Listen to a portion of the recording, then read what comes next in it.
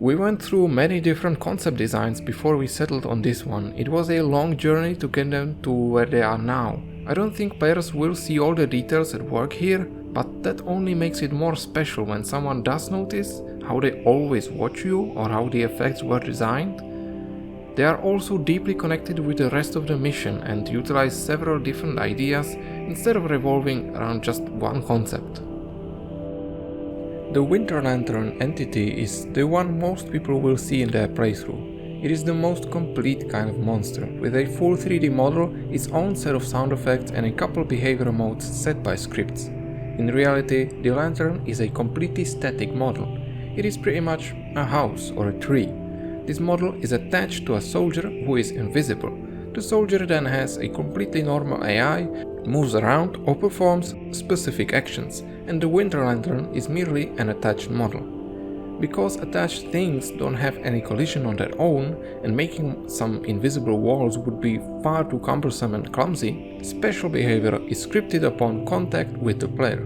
The lantern itself disappears, while the player gets some visual effects on the screen. Once the player moves away, the lantern reappears back. This is controlled by two triggers that are attached to the soldier. The inner one makes the lantern disappear, the outer one makes it reappear. To prevent abuse by players, this act also controls whether the visual effect played fully for the player. You can't do it too often, in other words. Lanterns also use their environment to try and calculate reasonable waypoints. Each newly spawned monster looks around, searches for connection points to other chunks of the environment and tries to move between them in a semi-random pattern. That way the monsters are a bit more alive. That being said, there is a small chance they won't move at all or move out of the map area completely. This is a very small detail, but each lantern has a set of eyes embedded in its head area. These eyes are fully opaque as opposed to the rest of its body.